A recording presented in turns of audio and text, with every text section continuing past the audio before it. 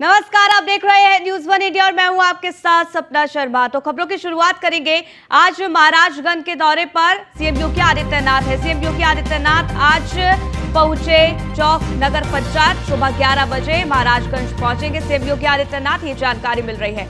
इसके साथ ही आपको बता दें, रुद्र महायज्ञ भंडारे में वो शामिल होंगे। सीएम योगी सोनाड़ी देवी का दर्शन करेंगे, पूजा अर्चना करते हुए नजर आएंगे। गोरखनाथ मंदिर में शिवलिंग प्राण प्रतिष्ठा कार्यक्रम में भी वो हिस्सा लेंगे। बड़ी जानकारी इस वक्त की आप तक पहुंचा रहे हैं। आपको बता दें कि सीएम योगी आदित्यनाथ का महाराजगंज का दौरा है, जिसको लेकर तमाम तरीके की जो तैयारियां हैं वो पूरी कर ली गई हैं। और इसी बीच आज क्या कुछ कार्यक्रम रहने वाला है सीएम योगी आदित्यनाथ का, उसकी लगातार जानकारी आप तक पहुंचा रहे हैं। आपको बता दें, रुद्र महायज्ञ भंडारे में सीएम योगी आदित्यनाथ शामिल होंगे। सोनाड़ी देवी का वो दर्शन करेंगे, पूजा अर्चन करेंगे। गोरखनाथ मंदिर में शिवलिंग प्राण प्रतिष्ठा कार्यक्रम में भी वो हिस्सा लेंगे। हालांकि आपको बता दें कि बीते 3 दिन से गोरखपुर में सीएम योगी आदित्यनाथ है। इस दौरान जनता दरबार भी उन्होंने लगाया, प्राण प्रतिष्ठा उन्होंने की, वो तस्वीरें आप तक पहुंचाई। लेकिन ये तस्वीर भी अपने आप में बेहद खास होगी। आपको बता दें आज क्या कुछ कार्यक्रम रहने वाला है। महाराजगंज जाएंगे सीएम योगी आदित्यनाथ। आज महाराजगंज के दौरे पर सीएम योगी आदित्यनाथ हैं। और आपको बता दें कि सुबह 11 बजे चौक नगर पंचायत पर सीएम योगी आदित्यनाथ पहुंचेंगे। रुद्र महायज्ञ भंडारे में वो शामिल होंगे। इसके साथ ही आपको बता दें कि सीएम योगी सोनाड़ी देवी का दर्शन करेंगे, पूजन अर्चन करेंगे। गोरखनाथ मंदिर में शिवलिंग प्राण प्रतिष्ठा कार्यक्रम में भी वो हिस्सा लेंगे। आज महाराजगंज का क्या कुछ दौरा सीएम योगी आदित्यनाथ का रहने वाला है, क्या कुछ कार्यक्रम इस दौरान रहने वाले हैं, उसकी जानकारी आप तक पहुंचा रहे हैं। वहीं आज कन्नौज में होगी सपा की बड़ी बैठक। सपा अध्यक्ष अखिलेश यादव समीक्षा बैठक करने वाले हैं। निकाय चुनाव के परिणामों को लेकर यह समीक्षा बैठक होगी। उपचुनाव में मिली हार की भी वो समीक्षा करते नजर आएंगे। तो आपको बता दें, निकाय चुनाव का परिणाम सबके सामने था, जहां पर एक भी नगर निगमों में सपा नहीं जीती है। और ऐसे में नगर निकाय की बात कर ली जाए तो वहां पर भी अच्छा खासा प्रदर्शन नहीं रहा है, नगर पालिका में भी। लेकिन इसी बीच अब आपको बता दें कि यहाँ पर समीक्षा की जाएगी। और इसके साथ ही आपको बता दें कि उपचुनाव में जो हार मिली है वो 2 सीटें, स्वार की सीट, उस पर भी सपा का उम्मीदवार हार गया। और इसके चलते यहाँ पर अब समीक्षा बैठक की जाएगी। इसके साथ ही आगामी लोकसभा चुनाव, जिसको लेकर भी यहाँ पर अखिलेश यादव बैठक करेंगे। कार्यकर्ताओं को वो तमाम तरीके के दिशा निर्देश देंगे।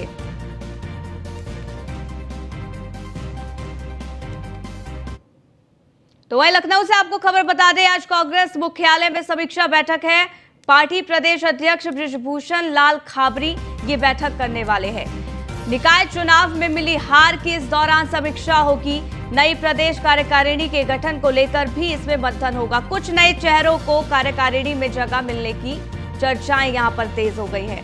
तो बड़ी जानकारी आपको बता दें, कांग्रेस आज मंथन करने वाली है। निकाय चुनाव में मिली हार को लेकर यह मंथन किया जाएगा। और इसके साथ ही आगामी लोकसभा चुनाव 2024 को लेकर रणनीति बनाई जाएगी। बताया ये भी जा रहा है कि कार्यकारिणी को लेकर, कार्यकारिणी के गठन को लेकर मंथन किया जाएगा। और इसमें कई ऐसे चेहरे जो शामिल हो सकते हैं। हालांकि वो कौन से चेहरे होंगे ये देखना बेहद दिलचस्प होगा। लेकिन अब देखिए, पूरी तरीके से रण सज चुका है 2024 का चुनाव, और इसको लेकर तमाम पार्टियां तैयारियों में जुट गई हैं।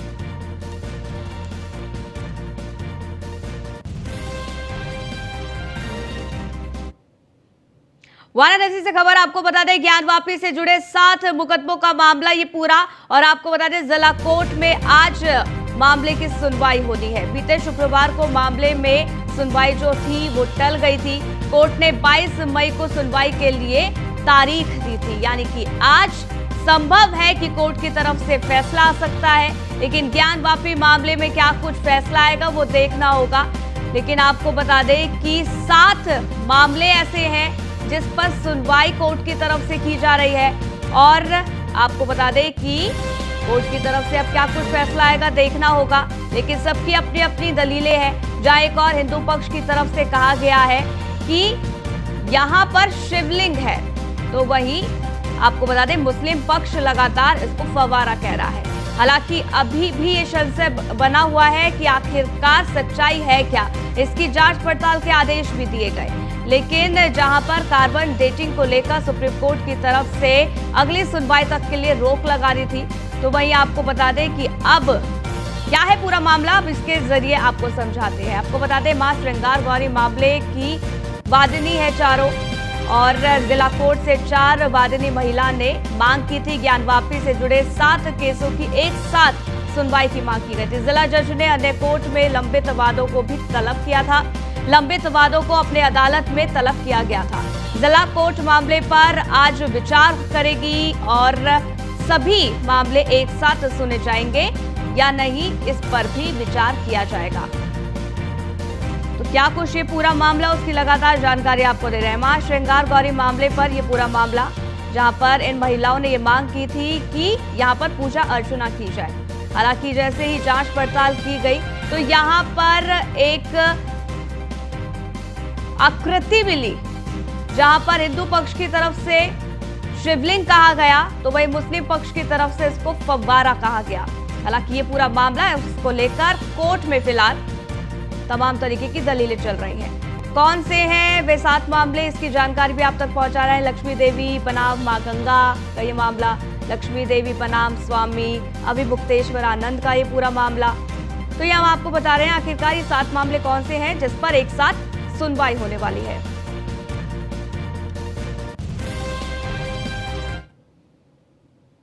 तो दिल्ली में बीजेपी के सांसदों ने प्रेस कॉन्फ्रेंस की है और आम आदमी और सीएम केजरीवाल पर जमकर निशाना साधा।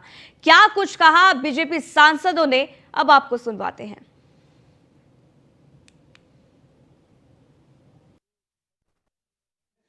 उनके लिए भी तूतू वाली भाषा, और उसको क्या मैं समझता हूं कि उच्चतम कोटि की निकृष्टतम भाषा और व्यवहार, इसका प्रदर्शन और शायद 1947 से लेकर और 2023 तक पब्लिक लाइफ में किसी एक लीडर ने सबसे ज्यादा घटिया प्रदर्शन अगर किया होगा व्यवहार का, अपने बिहेवियर का, और अपनी जिसे जब मैं समझता हूं कि अब उनके बारे में वो झूठ और भ्रष्टाचार वो तो सब उनके पर्यायवाची हो चुके हैं। तो उसमें शायद खाली देश में नहीं, भारत में नहीं, मैं बार बार कहता हूं पूरे विश्व में भी कोई ऐसा पॉलिटिशियन या ऐसा लीडर नहीं होगा जो इस प्रकार का करता है। जो हाईएस्ट लेवल कर्नाटक के शपथ में कुछ दृश्य ऐसे आए, कई लोगों ने सवाल उठाए, तो कई लोग तो समझ गए कि जो ये दूसरों को भ्रष्टाचारी बताता है, इससे बड़ा भ्रष्टाचारी कोई है ही नहीं। नीतीश जी पर मुझे थोड़ी सी आज दया आई, क्योंकि जो अरविंद केजरीवाल से सटा है उसका कद घटा है, और आज जिस प्रकार से उनके अपने सबसे करीबी साथी जेल में हैं, बेल तक नहीं मिल रही है, ऐसे लोगों का साथ आना इस दिल्ली और देश के लोगों को देखना चाहिए कि इनका सिर्फ एक ही उद्देश्य है, किसी प्रकार से अपने भ्रष्टाचार की सल्तनत को बचाना, और देश की जनता, दिल्ली की जनता कभी ये होने नहीं देगी। 125 करोड़ लोगों का प्रतिनिधित्व दिल्ली करती है। देश विदेश में भी दिल्ली का ही परसेप्शन जाता है कि भारत की क्या स्थिति है, लेकिन इस लोकतंत्र का किस प्रकार से भद्दा मजाक उड़ाया जा रहा है। ऐसे लोग ऐसा वक्तव्य देते हैं कि बड़ी हंसी भी आती है। कहते हैं चोर चोरी से जाए, हेरा फेरी से ना जाए। अब एक सुल्तानपुर का सांसद, टिकट ब्लैकमेलिंग करने वाला व्यक्ति, रेस्टोरेंटों से 3 बजे तक शराब पिलाने वाले लोगों से पुलिस की मुखबरी करके, उगाही करके पुलिस को देने वाला व्यक्ति, नीतीश कुमार जी राज्यसभा में कहते हैं इस विरोध बिल का करने के लिए नेतृत्व करेंगे। ऐसे लोग पंगु नहीं हो सकते, और वो पंगु नहीं होने के कारण उसको अगर आपने पंगु बनाने का काम किया तो उसको सुधारने के तरीके केंद्र के पास और देश के राष्ट्रपति के पास हमेशा ही रहते हैं। और देश की, दिल्ली की व्यवस्था पंगु ना हो। दिल्ली का जो स्पेशल स्टेटस है यूनियन टेरिटरी विद लेजिस्लेचर का ध्यान में रखते हुए इस व्यवस्था के तहत केंद्र ने अध्यादेश के माध्यम से सिर्फ व्यवस्था को ठीक करने का काम किया और उस व्यवस्था में मुख्यमंत्री को जो बॉडी बनाई गई है सिविल सर्विसेज बोर्ड, उसका अधिकारी ही नहीं बल्कि उसको चेयरमैन बनाया गया है। चीफ सेक्रेटरी और प्रिंसिपल सेक्रेटरी उसके अंदर जो है मेंबर रहेंगे। और दिल्ली में वहीं बुलंदशहर से आपको खबर बता दें, जहां रंगीन मिजाज पुलिस कांस्टेबल पर एसएसपी का हंटर चला है। आपको बुला ले, गुलावट्टी थाने में तैनात सिपाही रवि को यहां पर निलंबित कर दिया गया है। युवती को व्हाट्सएप मैसेज कर परेशान कर रहा था ये सिपाही। एसएसपी ने शिकायत पर आरोपी कांस्टेबल पर यह बड़ी कार्रवाई की है। तो आपको बता दें कि यहाँ पर सिपाही की रंगीन मिजाजी भारी पड़ी और इसके तहत एक बड़ी कार्रवाई यहां पर इस पर की गई है। आपको बता दें, पुलिस कांस्टेबल पर एसएसपी का हंटर चला है। गुलावट्टी थाने में तैनात सिपाही रवि को निलंबित कर दिया गया है। युवती को व्हाट्सएप मैसेज कर परेशान ये सिपाही कर रहा था, इसकी शिकायत मिली, जिसके बाद एसएसपी ने आरोपी कांस्टेबल पर यह कार्रवाई की।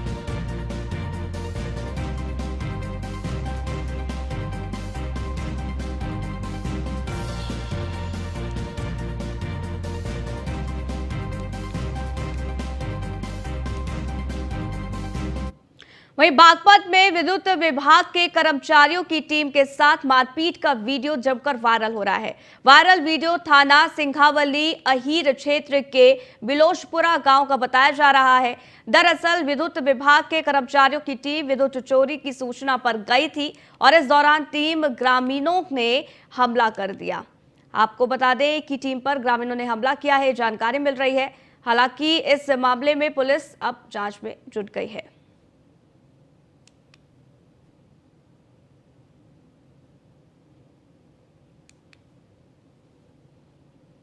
रोडवेज की बस में यूपी पुलिस की दबंगई का वीडियो सामने आया है। फ्री यात्रा कर रहे दबंगों, आपको बता दें जो दबंग दरोगा है उससे किराया मांगना कंडक्टर को महंगा पड़ गया। कंडक्टर ने दरोगा से जैसे ही किराया मांगा, दरोगा गुस्सा हो गए, जिसके बाद पुलिस कर्मियों ने महोबा डिपो बस संख्या यूपी नंबर पर, आपको बता दें कि क्या कुछ नंबर है उसकी जानकारी भी आप तक पहुंचाएंगे, लेकिन इसके साथ ही आपको बता दें कि इसमें जो चालक परिचालक को बेदर्दी से यहां पर पीटा गया है, जिसका ये वीडियो है वो भी जमकर वायरल हो रहा है। हालांकि वायरल वीडियो एटा जिले के थाना मलावन का बताया जा रहा है। विवाद की सूचना पर स्थानीय पुलिस मौके पर पहुंची और सवारियों को समझा बुझाकर बस को गंतव्य तक रवाना कर दिया गया। फिलहाल आरोपियों की जांच की जा रही है। वे बिजनौर में शराब के नशे में 3 युवक आपस में भिड़ गए हैं। तीनों के बीच सड़क पर जमकर मारपीट हुई। मामला शहर कोतवाली के शक्ति चौक का बताया जा रहा है। वहीं सूचना पर मौके पर पहुंची पुलिस ने मामला शांत कराया और तीनों को थाने ले गई। फिलहाल पुलिस इस पूरे मामले की जांच कर रही है।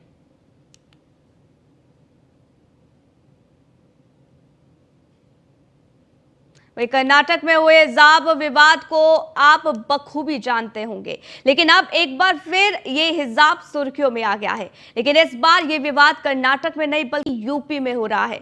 दरअसल पिछले 8 दिनों में पश्चिम यूपी में 9 ऐसी घटनाएं हुई हैं जिसमें हिजाब या बुर्का पहनने वाली जो लड़कियां हैं उनके साथ बदसलूकी की गई है। अब ये रिपोर्ट देखिए। हिंदू मुस्लिम के बीच कौन पैदा कर रहा खाई, आखिर इसके पीछे कौन सी है ताकतें, पश्चिमी यूपी में कौन घोल रहा जहर। पश्चिमी यूपी में हिजाब एक बार फिर सुर्खियों में है, जहां हिजाब खींचने और हिंदू मुस्लिम लड़के लड़कियों को परेशान करने का तरह तरह का मामला सामने आया है। लेकिन इन सब के बीच अब बड़ा सवाल ये उठता है कि आखिर हिजाब, बुर्के और हिंदू मुस्लिम के बीच खाई पैदा करने वाली ये जहरीली हवा कहां से आ रही है। पहली घटना मेरठ के भगत सिंह मार्केट की है। जहां हिजाब पहनने लड़कियों ने दोस्तों के साथ शॉपिंग के लिए आई थी और इसी दौरान एक लड़की अपने दोस्त को उसके नाम से बुलाती है। तभी वहां खड़े कुछ मुस्लिम लड़के उसके दोस्त को घेर लेते हैं और युवक से आरोपियों ने मारपीट की। लड़कियों के चेहरे से हिजाब भी खींचा। इस दौरान आरोपी जब दोस्त को पीटने लगे तो लड़कियां बीच बचाव करने लगी। लड़का भी बार बार कहता रहा मेरी बात तो सुनो, लेकिन आरोपियों में किसी ने उसकी बात नहीं सुनी। बता दें कि ये पूरी घटना 13 मई को यानी निकाय चुनाव की काउंटिंग के दिन की थी। जाओ यहाँ से अलग जाओ। अरे कैसे दोस्त है ये तो बताओ, हिंदुओं को दोस्त बनाओगे तुम? ये बताओ तुम। एक मिनट इधर आ जाओ, चेहरा दिखाओ अपना चेहरा। चेहरा दिखाओ अपना भाई।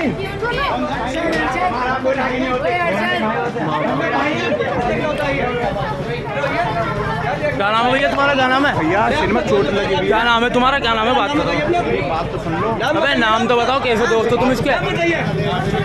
अरे नाम बताइए। 1 घंटा हो गया लड़की का फोटो लिए भैया। अब बात मेरठ की दूसरी घटना भगत सिंह मार्केट की करते हैं, जिसमें हिजाब पहने 3 मुस्लिम लड़कियों से बदसलूकी हुई, जिसका भी वीडियो सामने आया, जिसमें दिख रहा है कि शहर की भगत सिंह मार्केट में 3 लड़कियां खड़ी हैं। उनके साथ एक लड़का है। तभी कुछ लड़के आते हैं और वीडियो बनाने लगते हैं। लड़कियां वीडियो बनाने के लिए मना करती हैं, लेकिन वो नहीं मानते हैं। इस दौरान एक लड़की कहती है ये मेरा देवर है। इसके बाद आरोपी युवक को पकड़ने के लिए बढ़ते हैं, मगर किसी तरह युवक वहां से भाग जाता है। अरे साथ लाओ तुम इसके। साथ नहीं हो तुम तीनों तुम साथ नहीं है इसके।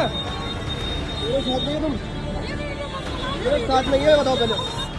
तीनों साथ नहीं है बताओ। नाम क्या है बताओ तुम। अरे नाम क्या है नाम बताओ। ये तीनों साथ है, तुम्हें शर्म नहीं आ रही है? तुम घूम रही हो तुम्हारा तो कहना सुनने वाले नहीं है। ये तीनों साथ है। अरे लड़का को पकड़ा, लड़का को इसे पकड़ा।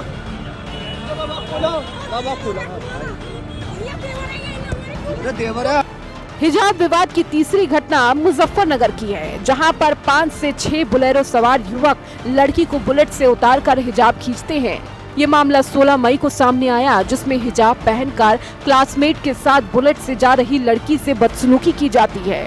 पहले बुलेरो सवार युवक बुलेट पर बैठी लड़की का पीछा करते हैं, फिर कुछ दूर आगे जाकर गाड़ी को रोक देते हैं। बुलेरो में 5 से 6 युवक सवार थे। वो पहले लड़की का हिजाब भी खींचते हैं और फिर लड़के से सवाल जवाब करते हैं कि कौन हो तुम, कहां से आए हो। कहाँ का भाई? अरे नहीं, कहाँ का है तू? आप कहाँ की हो? का मुंह खोल इसका। कहाँ की है?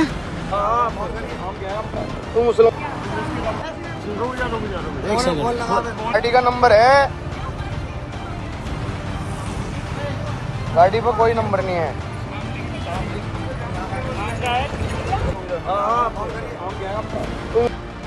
चौथी घटना मेरठ के एक रेस्टोरेंट की है, जहां फीडबैक वॉल पर हिंदू लड़की मुस्लिम लड़के के साथ लिखने पर हंगामा हो गया।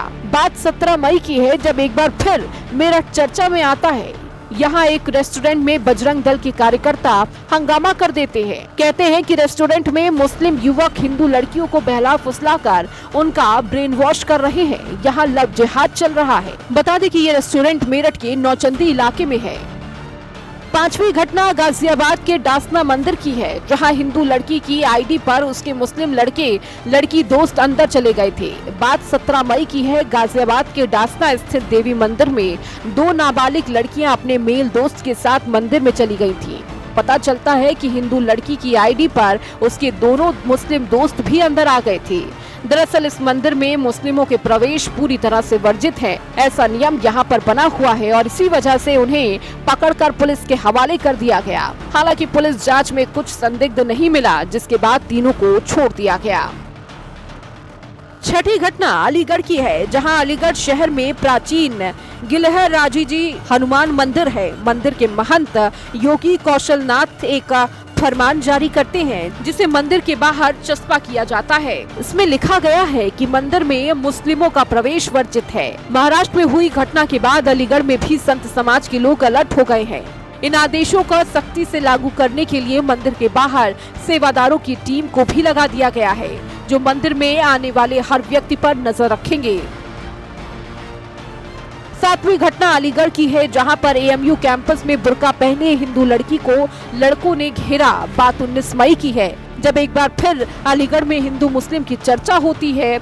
एएमयू कैंपस में बुर्के में घूम रही एक हिंदू लड़की का वीडियो सामने आता है, जिसमें दिखाई दे रहा है कि वो एक लड़के के साथ कैंपस में घूम रही है और इसी दौरान कुछ लड़के लड़की उनके दोस्त को रोक लेते हैं, फिर उनका नाम पूछते हैं। लड़का खुद को लड़की का भाई बताता है।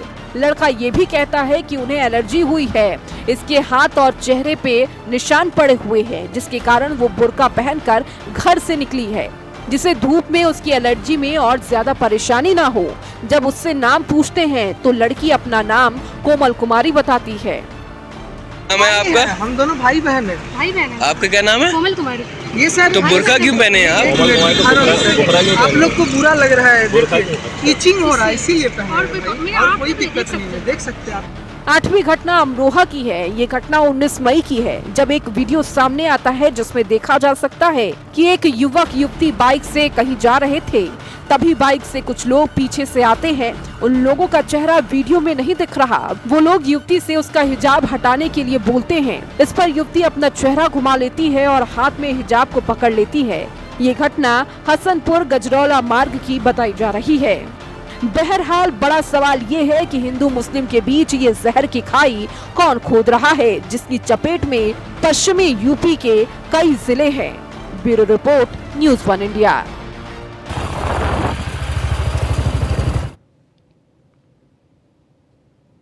वहीं पति पत्नी के रिश्ते में कई बार छोटी छोटी बातें बड़ा मुद्दा बन जाती है। ऐसे में हंसते मुस्कुराते रिश्ते में कब करवाहट घुल जाती है पता ही नहीं चलता।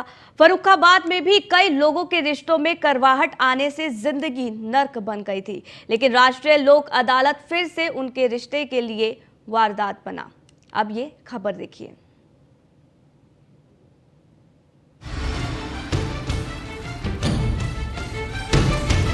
हाथों में माला और सालों का इंतजार जब खत्म हुआ तो चेहरे पर खुशी की रौनक थी।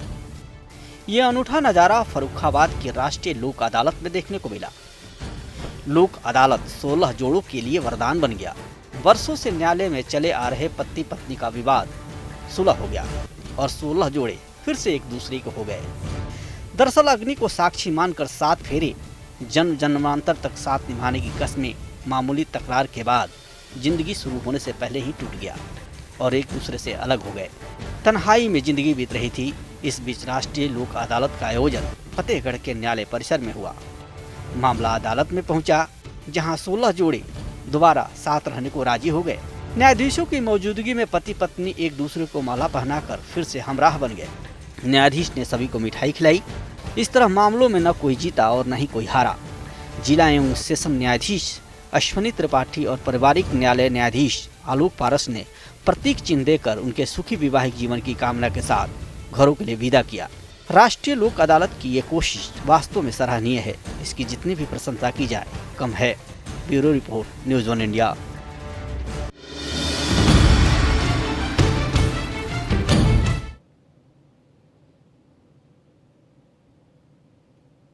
वहीं गाजियाबाद जिले में एक बार फिर तेंदुआ पकड़ा गया है। 5 महीने में जिले में यह 5वीं बार है जब तेंदुए की दस्तक यहां दिखाई दी है।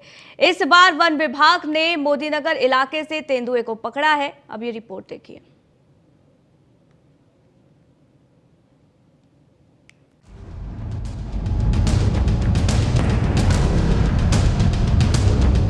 गाजियाबाद के मोदीनगर इलाके में उस वक्त हड़कंप मच गया जब लोगों ने भोजपुर ब्लॉक के चुड़ियाला गांव के पास में एक तेंदुए को देखा। इलाके के लोग घरों में दुबक गए। लोगों ने बाहर जाना बंद कर दिया।